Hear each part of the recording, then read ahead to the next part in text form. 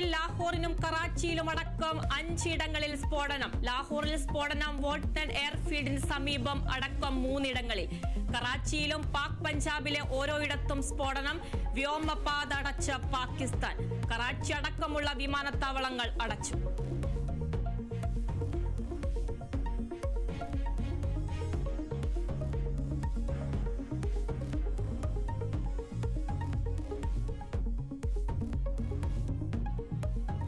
Operation സിന്ദൂറിന്റെ പശ്ചാത്തലത്തിൽ കേന്ദ്ര സർക്കാർ വിളിച്ച സർവകക്ഷി യോഗം ഡൽഹിയിൽ. യോഗം ഓപ്പറേഷൻ സിന്ദൂർ വിശദീകരിക്കാൻ പ്രതിപക്ഷ നേതാവ് രാഹുൽ ഗാന്ധി, കോൺഗ്രസ് അധ്യക്ഷൻ മല്ലികാർജുൻ ഖാർഗെ, പ്രതിരോധ മന്ത്രി രാജ്നാഥ് സിംഗ്, ആഭ്യന്തരമന്ത്രി അമിത് ഷാ തുടങ്ങിയവർ യോഗത്തിൽ. രാജ്യം സ്വീകരിക്കേണ്ട നയതന്ത്ര നടപടികളും സുരക്ഷാ നീക്കങ്ങളും പ്രധാന അജണ്ട. അജിത് ഡോവലുമായി കൂടിക്കാഴ്ച നടത്തി പ്രധാനമന്ത്രി.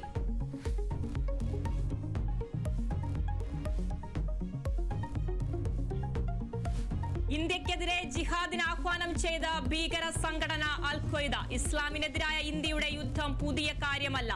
ഇന്ത്യൻ ഉപഭൂഖണ്ഡത്തിലെ മുസ്ലിങ്ങളെ സംരക്ഷിക്കുന്നത് കടമയെന്നും അൽ-ഖ്വയ്ദ പ്രസ്താവന.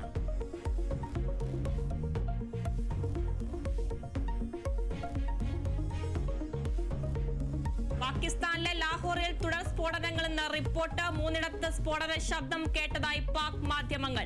സ്ഫോടനം വോൾട്ടൺ എയർഫീൽഡിന് സമീപം. സ്ഫോടന ശബ്ദത്തിന് മുൻപ് തുടർച്ചയായി സൈറൻ മുഴങ്ങിയെന്നും റിപ്പോർട്ട്. ഡ്രോൺ ആക്രമണമെന്ന് പാക് പോലീസ്.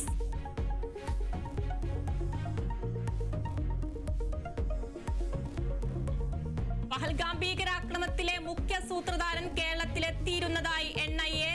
സജാദ് ഗുൽ കേരളത്തിൽ പഠിച്ചത് ലാബ് ടെക്നീഷ്യൻ കോഴ്സ്. തിരിച്ചെത്തി കശ്മീരിൽ ആരംഭിച്ച ലാബ് തീവ്രവാദി പ്രവർത്തനങ്ങൾക്ക് ഉപയോഗിച്ചെന്നും ആക്രമണത്തിന് പിന്നിൽ TRF തലവൻ ഷെയ്ഖ് സജാദ് ഗുൽ എന്ന് NIA റിപ്പോർട്ട്. NIAയുടെ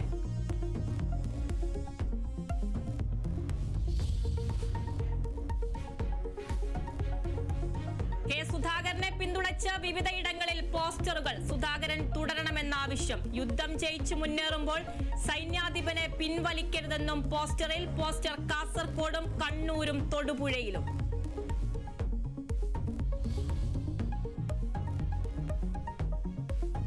മൂന്നാറിൽ കാട്ടാനാക്രമണത്തിൽ സ്ത്രീക്ക് പരിക്കേറ്റത് നല്ലതണ്ണി കല്ലാർ സ്വദേശി ഷൈനിക്ക്. ആക്രമണം ജോലിക്ക് പോകുന്നതിനിടെ മുഖത്തിന് സാരമായി പരിക്കേറ്റ ഷൈനി ചികിത്സയിൽ.